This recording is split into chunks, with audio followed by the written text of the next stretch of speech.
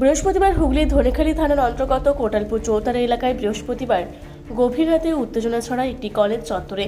অভিযোগ, তারকেশ্বর বিধানসভার প্রাক্তন তৃণমূল বিধায়ক রামেন্দু সিংহ রায়ের বাড়ি সংলগ্ন ওই কলেজ থেকে বিপুল পরিমাণ সাদা ধুতি, লাঠি এবং টনের ট্রিপল সহ বিভিন্ন সরকারি সামগ্রী উদ্ধার করা হয়েছে।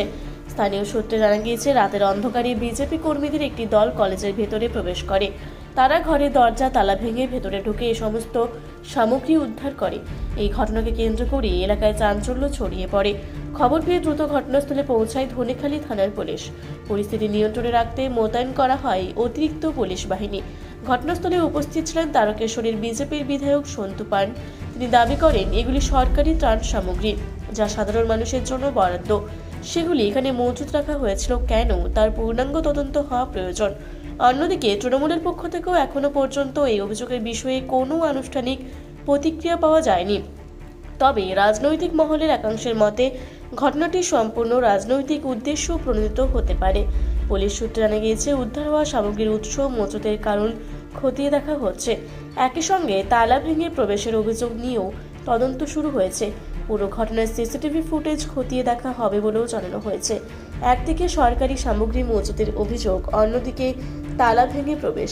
দুই ইস্যুকে ঘিরে উত্তেজনা বাড়ছে কোটালপুর চৌতারা এলাকায়। এই বিষয়ে তারকেশ্বরের বিধায়ক সন্তু পান সাংবাদিককে কি বললেন, বিস্তারিত শুনব। কি হয়েছে ঘটনাটা? ঘটনাটা হয়েছে, এটা হচ্ছে কোটালপুরের বিএড কলেজ, প্রাক্তন এমএলএ এর সঙ্গে যুক্ত, উনি এটা করেছেন। তো এখানে আজকে যখন প্রচুর বৃষ্টি হচ্ছিল বা ইলেকট্রিক অফ করে এখান থেকে টোটাল মাল অন্য জায়গায় পাচার করা হচ্ছিল। সেই মতো অবস্থায় আমাদের কোটালপুরেরই কিছু ব্যক্তি যারা বইছিল তাদেরকে একদম সরাসরি এসে হাতে নাতে ধরে যখন দেখা হয় যে 8-10 গাড়ি মাল অলরেডি পাওয়া হয়ে গেছে এবং মালটা পাওয়া হচ্ছে 4-5 দিন ধরে। তো এখানে নজরও রাখা হয়েছিল বা এনারা নজরে রেখেছিলেন লোকাল যারা ছিলেন, কিন্তু যে ড্রাইভারকে ধরা হয়েছিল বা রাখা হয়েছে ভেতরে ঢুকে আপনারা দেখতে পাচ্ছেন যে সরকারি লোগো লাগানো তিরপল থেকে, কম্বল থেকে, মানে কিছু বাদ নেই, ফুটবল থেকে আরম্ভ করে প্রচুর মাল, প্রচুর স্ট্যাক করে রাখা হয়েছে। এবং এই মাল কিভাবে পাচার করা হবে এর পরিকল্পনা চলছিল। কিছু মাল পোড়ানো হয়েছে, সে খবর আমাদের কাছে আছে। 4-5 দিন আগে কিছু মাল পুড়িয়েছে। তো এই অবস্থায় আজকে আমরা হাতে নাতে এদেরকে ধরেছি। ধরে এবার প্রশাসনকে আমরা এখানে নিয়ে এসেছি, সঙ্গে সঙ্গেই প্রশাসনকে খবর দিয়েছি। প্রশাসন ওনাদের মতন ওনারা এবার কাজ করছেন। টোটালটা সিজ করানো হয়েছে এবং টোটাল মাল ওনারা এবার সিজ করে ওনাদের মতন জায়গায় রাখবে। আপনারা কি করে খবর পেলেন? আমরা খবর পেলাম বলতে, আমাদের যে কোটালপুরের লোকাল নিবাসী আছে বা কদিন ধরে আমাদের এখানে লোকজনের মধ্যে রাখা চলছিল। প্রথম দিন যখন মাল পোড়ানো হচ্ছিল, আমাদের এক ব্যক্তি এটা দিয়ে যাচ্ছিল, সে দেখে ফেলেছিল, সঙ্গে সঙ্গে সেই মাল পোড়ানো অফ হয়ে যায়। এবং কদিন ধরেই রাত্রিরে ইলেকট্রিক অফ করে দেওয়া হচ্ছিল। ইলেকট্রিক অফ করে কিছু মাল আগে থেকেই পাচার চলছিল। যে রামেন্দ্র সিংহ রায়, দীপেন্দু বেরা, এরা আজকে সকাল থেকেই পরিকল্পনা করছিল এবং রামেন্দ্র সিংহ রায়কে দীপেন্দু বেরা চাপিয়ে নিয়ে ওর গ্রামের দিকেও যায়। দীপেন্দু বেরার বাড়িতেও মনে হচ্ছে কিছু মাল পাওয়া হয়েছে, সেগুলো আমাদের প্রশাসনকে বলেছি, উনি চেক আপ করবেন। এবং রামেন্দ্র সিংহ রায় বাড়িতেও যে 8-10 গাড়ি মাল আজকে সন্ধ্যে থেকে বার করা হয়েছে, ওনার গোডাউনেই মাল রাখা আছে। এখানে কি পাওয়া গেল? এখানে তিরপল, সরকারি তিরপল, থান কাপড়, সাবান, বালতি, ফুটবল, কিছু বাদ নেই। এখানে অসম্ভব সামগ্রিক সব সরকারি, হ্যাঁ, ডাস্টবিন থেকে আরম্ভ করে সব কিছু। আমার নাম সুজয় চ্যাটার্জি, আমি সাধারণ সম্পাদক। আমি নির্বাচনের আগেই বলেছিলাম রাবণ, তো রাবণের লঙ্কায় কি পাওয়া যায়? লুট হওয়া জিনিসপত্র। তো আমি প্রথম মন্দিরে ছিলাম, শ্রাবণী মেলা নিয়ে ব্যস্ত ছিলাম। তো আমার কাছে ফোন আসে যে এখানে এসব বেরিয়েছে, সাদা থান, লাঠি, সরকারি ত্রিপল, ভারত সরকারের স্ট্যাম্প দেওয়া একের পর এক ডাস্টবিন, থরে থরে দুটো পুরো হল ঘরের ডাস্টবিন সাজানো আছে, স্ট্রিট লাইট, তার, ফুটবল, শুরু সব কিছু পাওয়া গেছে। এবং আশ্চর্য হয়ে যাচ্ছে যে লাঠি পুলিশ ব্যবহার করে, র্যাব ব্যবহার করে, সেই লাঠি পাওয়া গেছে। তার মানে ওনারা পরিকল্পনা করেছিলেন যে ভোটে জেতার পর মানুষকে মারবে, খুন করবে। আমি তো আশ্চর্য হব না যে এই বিল্ডিং থেকে যদি মেশিন গান, বন্দুক, বোমা উদ্ধার হয়, নিশ্চয়ই উদ্ধার হতে পারে। বিভিন্ন রুম এখন সিল, মানে চাবি দেওয়া আছে, পুলিশ একে একে ভাঙবে, বার করবে। এখান থেকে তো কী করে ধরা পড়লো এটা আপনাকে বুঝতে হবে।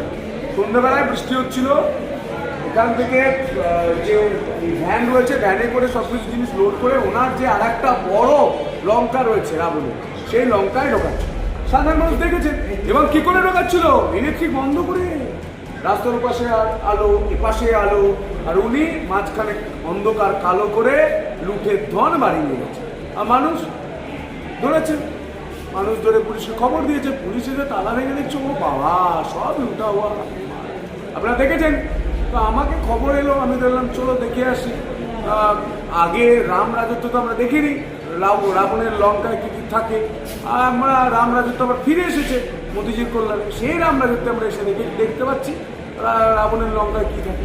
আগে তীর্থনুক থাকতো, এইসব থাকতো রাবণের লঙ্কায় নিশ্চয়ই, আর এখন মেশিন গান থাকে, বন্দুক। এখানে দেখা গেল অজস্র সাদা থান। সাদা থান এই জন্যই আনা হয়েছিল, মেয়েদের সাদা থান দেওয়ার জন্য। সিপিএম কালচার, তৃণমূল নয়, তৃণমূলের কোনো নীতি আদর্শ নেই, সিপিএম কালচার। এখন আগের যিনি বিধায়ক ছিলেন উত্তর দিন, সাদা থান কি করতে রেখেছে? মাথায় চাপা দিতে, না ধুতি করে পড়তে, না গা মুছতে? উত্তর দিন। এখন কি চাইছেন? কি চাইছেন মানে মানুষ কি চাইছেন? আপনার কি চাইছেন?